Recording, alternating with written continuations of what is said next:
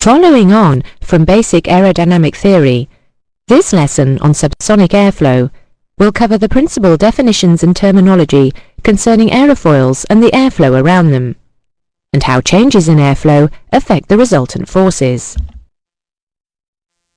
The aerofoil can be defined as a shape capable of producing lift with relatively high efficiency. As air flows over an aerofoil at a sufficient speed, it will have certain effects on the static pressure surrounding the aerofoil, as propounded by the principle of continuity and Bernoulli's theorem in the last lesson. Even before the airflow reaches the aerofoil, the pressure drop over the upper surface will cause the flow to rise towards it. This is known as upwash. At a point on the lower side of the leading edge, the airflow will be brought to a halt at a point called the stagnation point, where the airflow separates to pass over or under the wing. As the air flows back over the airfoil, it will tend to slow down in accordance with the basic principles, flowing against the adverse pressure gradient as the higher pressure air below the aerofoil tries to go from high to low pressure, that is, forward from the trailing edge to the low pressure area on top.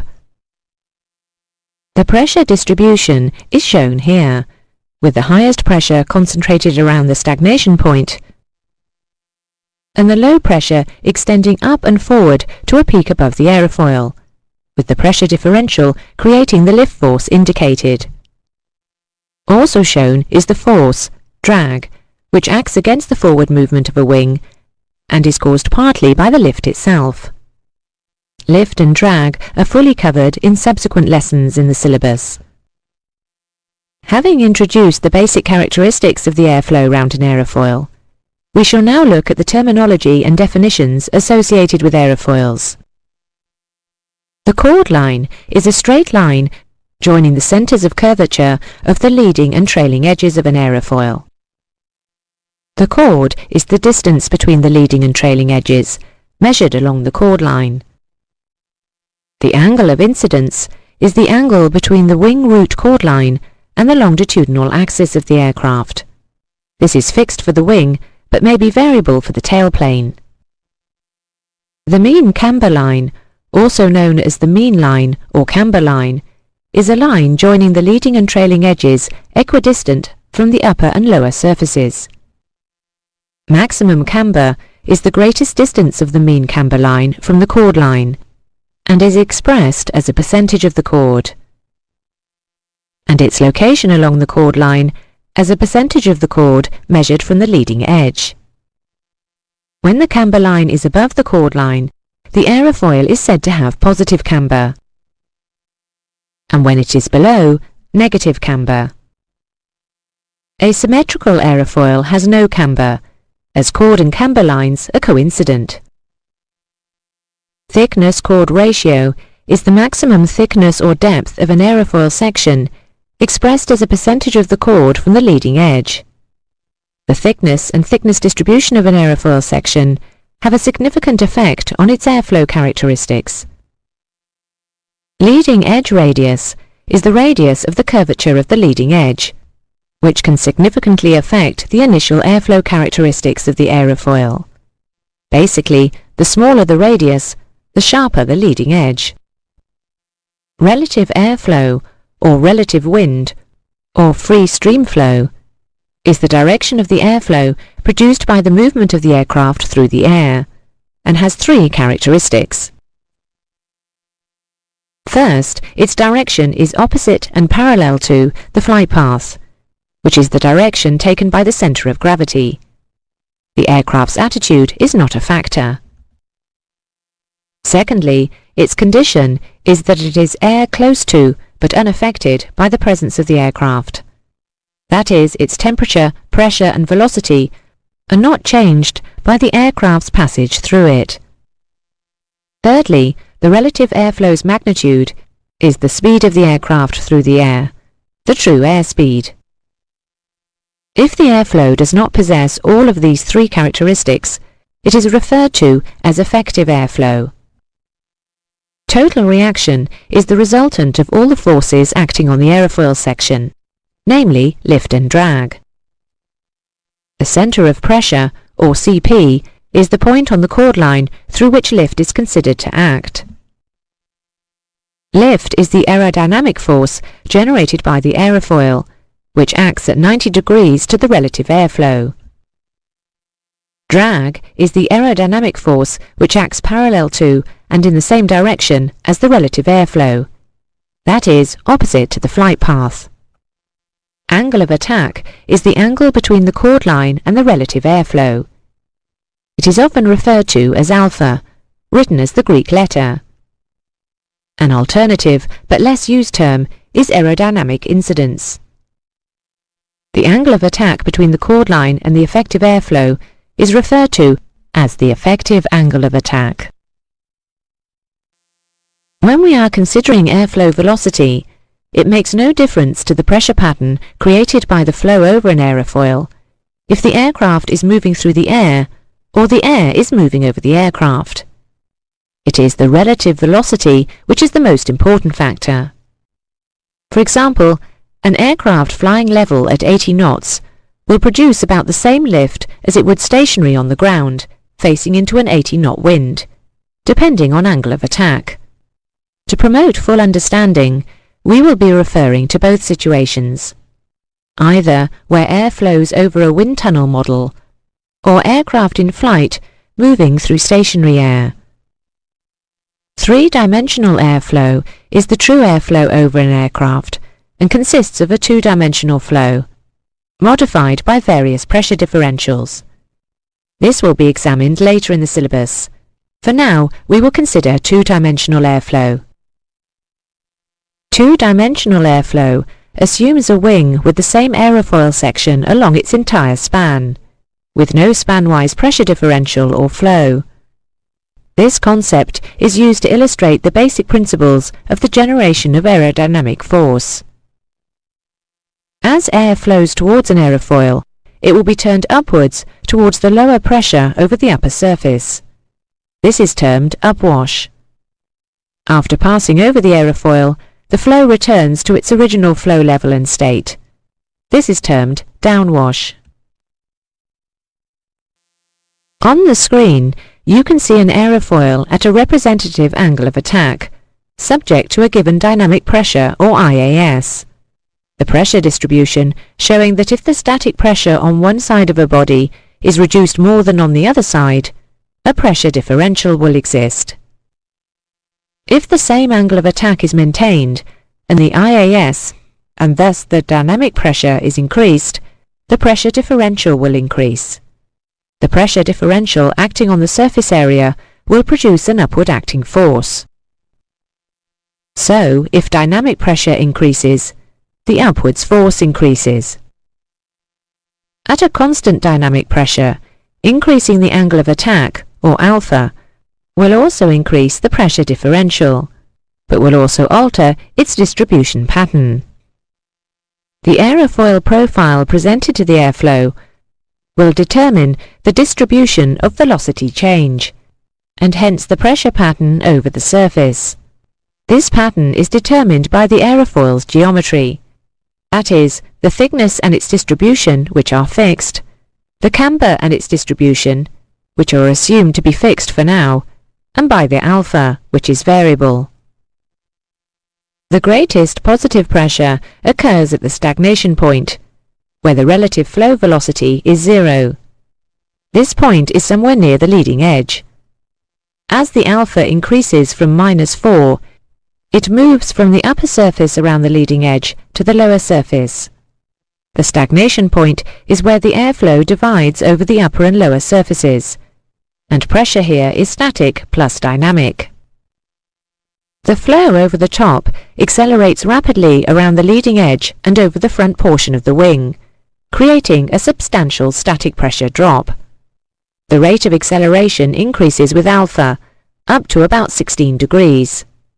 The pressure reduces continuously from stagnation value, through free stream pressure, to a position on the top surface where a peak value is reached. From there, the airflow decelerates progressively, and the pressure rises back to free stream near the trailing edge. It should be noted that any imperfections on the upper leading edge surface, such as dents, dirt and insects, ice or frost, etc., can seriously disrupt the flow acceleration in this critical area. At alphas less than 8 degrees, the underside flow is much less accelerated and reduces pressure to only a small negative value. The pressure differential between the stagnation point and the lower pressure at the trailing edge creates a backwards acting force called form or pressure drag, which is covered later in the syllabus. We can now examine what happens to the pressure pattern as the angle of attack changes, starting with low angles. With an alpha of -4 degrees, the drop in pressure is the same above and below the section. There is no differential, and therefore no lift. This is known as the zero lift angle of attack. At 0 degrees alpha, there is a pressure decrease over the upper surface compared with free stream flow, with a smaller decrease on the underside. Even at small angles of attack, between -4 and 0, a positively cambered section will produce lift. The positive pressure at the leading edge is dynamic, or in this context, stagnation pressure. As angle of attack is increased, here to around 4 degrees, the lift force is increased because of the greater acceleration of the upper surface flow in the reduced cross-sectional area of the local stream tube. The low pressure peak moves forward as the angle of attack increases. At 8 degrees, the peak is higher and further forward, and nearly all the lift is from the upper surface. But the increased frontal area means that stagnation pressure is adding to the rearward force. At about 14 degrees, the low pressure peak is well forward, and the high pressure area under the wing is greater, adding to both lift and drag. The contribution to the rearwards force is due to the pressure gradient, which is a change in pressure over distance. The greater the pressure difference, the steeper the gradient. As air tries to flow from high to low pressure, a favourable gradient is one in which the pressure is falling in the direction of the airflow. And an adverse gradient is one in which it is rising in the flow direction, such as between the point of minimum pressure over the aerofoil and the trailing edge. The gradient increases with angle of attack.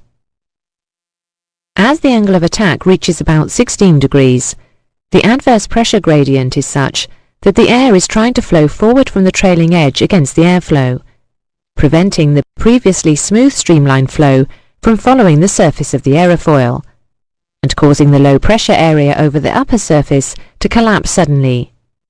Any pressure differential remaining is due to the pressure increase on the underside only. This condition is known as the stall, described fully in a later lesson.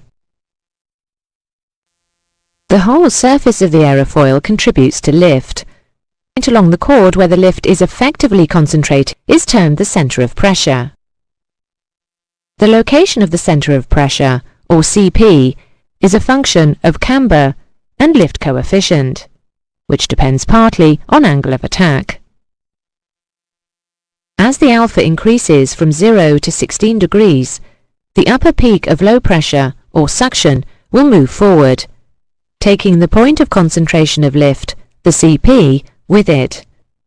The magnitude of the lift force also increases with alpha, until the stall is reached, at which point the lift force decreases abruptly, and the CP moves back along the chord. Note that the CP is at its most forward point, where lift is at its maximum, just before the stall. A coefficient is a number, without unit or dimension, expressing a degree of magnitude. An aerodynamic force coefficient is a common denominator for all aircraft, regardless of weight, size or speed, and is a ratio between the average aerodynamic pressure and the airstream dynamic pressure. By this definition, a lift coefficient, or CL, is the ratio between lift divided by wing planform area, or lift pressure, and dynamic pressure. A drag coefficient, CD, is the ratio between drag divided by wing area and dynamic pressure. As speed increases, assuming a constant density, CD will remain constant, since drag pressure and dynamic pressure are increasing in the same proportion. We need to use coefficients of aerodynamic force, as they provide an index of the force, independent of area, air density or velocity, being derived from the relative pressure and velocity distribution. They are influenced only by the shape of the surface and angle of attack, since it is principally these factors that determine the pressure distribution. The last section of this lesson covers aerodynamic pitching moments. To refresh your memory, a moment is defined as the product of a force and the distance through which it acts. In the case in which we are considering the moment, it is purely a leverage, and no movement is involved. The distribution of pressure over a surface is the source of aerodynamic moments as well as forces. There are two ways of considering the effects of a changing angle of attack on the pitching moment of an aerofoil. Either by measuring the changes in magnitude of lift through a moving centre of pressure, or more simply, through a fixed aerodynamic centre. You know from the previous parts of this lesson that as the angle of attack increases, the CP moves forward and the magnitude of lift increases, and vice versa. This results in a changing force with a changing point of application. The aerodynamic centre, or AC, is a fixed point on the chord line, and can be defined as the point where all changes in the magnitude of lift effectively take place, and the point about which the pitching moment will remain constant at normal angles of attack. For subsonic airflows of less than Mach 0.4, the AC is located at the 25% chord point, regardless of camber, thickness or angle of attack. The AC is an aerodynamic reference point, which is used for examination of the theory of incompressible airflow, and is most directly applicable to longitudinal stability, as you will see later in the syllabus. There is a nose-down pitching moment about the AC, which is a product of the lift force at the CP and the arm between the CP and the AC. Since an increase in alpha will not only increase the lift force, but also shorten the lever arm as the CP moves forward towards the AC, the moment about the AC remains the same at any angle of attack within the normal flight range.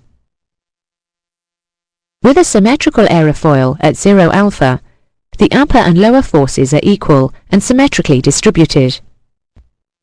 With an increasing angle of attack, the upper surface force increases and the lower force decreases. A change in the magnitude of the lift forces has taken place without a change in the position of the centre of pressure, which is a characteristic of symmetrical aerofoils. Thus, the pitching moment about the aerodynamic centre will be 0 at normal angles of attack, which is one of the big advantages of such aerofoils.